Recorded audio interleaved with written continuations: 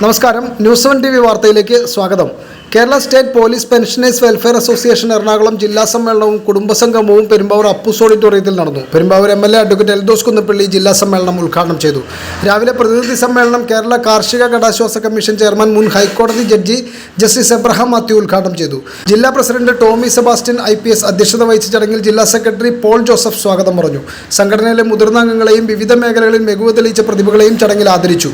പെരുമ്പാവൂർ നഗരസഭാ ചെയർമാൻ ബിജു ജോൺ ജേക്കബ്, ജില്ലാ പോലീസ് മേധാവി വൈഭവ് സക്സേന IPS, അസോസിയേഷൻ സംസ്ഥാന president PK Lambodharan Nair IPS, സംസ്ഥാന vice president TK Thomas, secretary Manikandan Nair, സ്വാഗത സംഘം general convener Muhammad Basheer TA, ജില്ലാ vice president Balakrishnan Kallara, joint secretary Mohanan T, treasurer Saleem KS, ജില്ലാ എക്സിക്യൂട്ടീവ് അംഗം മാത്യു ജേക്കബ്, ഓഡിറ്റ് കമ്മിറ്റി അംഗം KV Mathai, Perumbavoor police inspector MK Rajesh, KPOA Ernakulam rural president J Shajimon, police credit society president Anilkumar PG എന്നിവർ സംസാരിച്ചു. സംസ്ഥാന vice president Martin K Mathew വരണാധികാരിയായി പുതിയ ഭാരവാഹികളെ തിരഞ്ഞെടുത്ത് സമ്മേളനം അവസാനിച്ചു.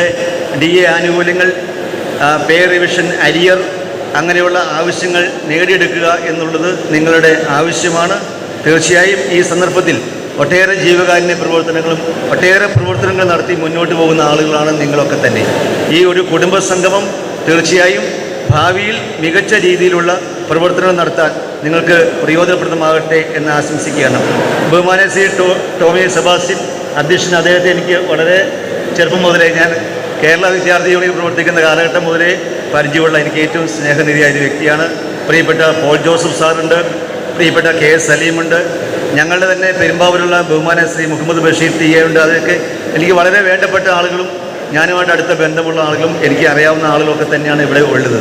തീർച്ചയായും ഈ സന്ദർഭത്തിൽ പോലീസ് ഉദ്യോഗസ്ഥന്മാർക്ക് ഭാവിയിൽ ഉണ്ടാകേണ്ട, പോലീസിൻ്റെ കിട്ടേണ്ട ആനുകൂല്യങ്ങളും അവരുടെ ശമ്പള സ്കെയിൽ വർധനവും ഒക്കെ ഈ കാലഘട്ടത്തിൽ അനിവാര്യമായ കാര്യങ്ങൾ തന്നെയാണ്. അതോടൊപ്പം തന്നെ റിട്ടയർമെൻറ്റ് ചെയ്ത് മികച്ച ജീവിതം നയിക്കുന്ന നിങ്ങൾക്കും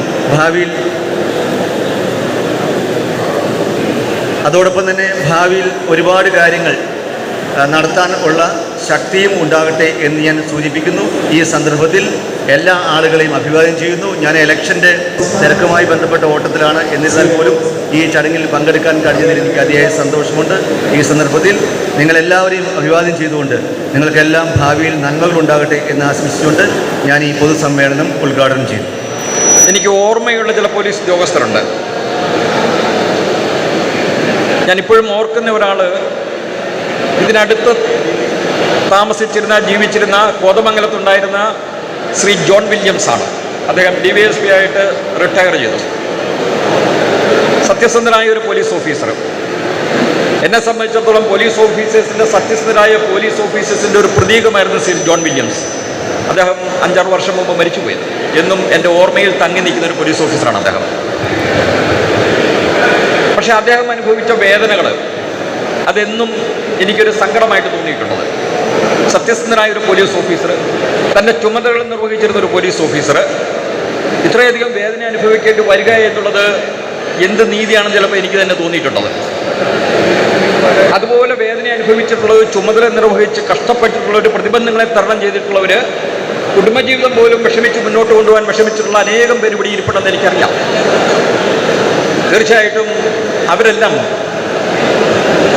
ആഫ്റ്റർ റിട്ടയർമെൻറ്റ് അവരെ സംബന്ധിച്ചിടത്തോളം സംതൃപ്തമായിട്ടുള്ള ഒരു കുടുംബജീവിതമാണ് അവർക്ക് നയിക്കാൻ സാധിച്ചിട്ടുള്ളത്. എന്തെല്ലാം പ്രശ്നങ്ങളുണ്ടായെങ്കിലും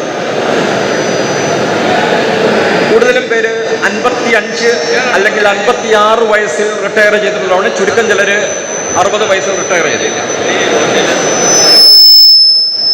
ഈ 55-56 വയസ്സൊരു പോലീസ് ഉദ്യോഗസ്ഥനെ സംബന്ധിച്ചിടത്തോളം റിട്ടയർ ചെയ്യുക എന്നുള്ളത് തന്നെ സമൂഹത്തെ സംബന്ധിച്ചിടത്തോളം വലിയൊരു നഷ്ടമാണത്.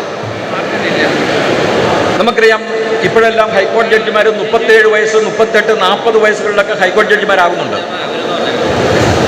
ശ്രീ പനമ്പള്ളി ഗോവിന്ദമേനോൻ മുഖ്യമന്ത്രിയായിരുന്ന കാലത്ത് ഒരാളെ ഹൈക്കോടതി ജഡ്ജിയായിട്ട് ശുപാർശ ചെയ്തു. അപ്പോൾ മുഖ്യമന്ത്രി ചോദിച്ചത് ഇതാണത്: അയാൾക്ക് 50 വയസ്സായേ ഉള്ളൂ, അയാൾക്ക് എങ്ങനെ ഒരു ഹൈക്കോടതി ജഡ്ജി ആകാൻ സാധിക്കുമെന്നുള്ളത്. കാരണം അദ്ദേഹത്തിന് മച്യൂരിറ്റി ആയിട്ടില്ല.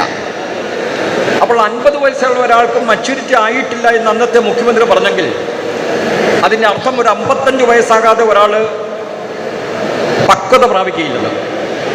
അപ്പോൾ ഒരു ഉദ്യോഗസ്ഥൻ പക്വത പ്രാപിക്കുന്ന സമയം അയാളെ സർവീസിൽ നിന്ന് പറഞ്ഞു വിടുന്ന ഒരു സംവിധാനമാണ് നമുക്ക് കേരളത്തിലുള്ളത്. അത് സമൂഹത്തെ സംബന്ധിച്ചിടത്തോളം വലിയൊരു നഷ്ടം തന്നെയാണ്.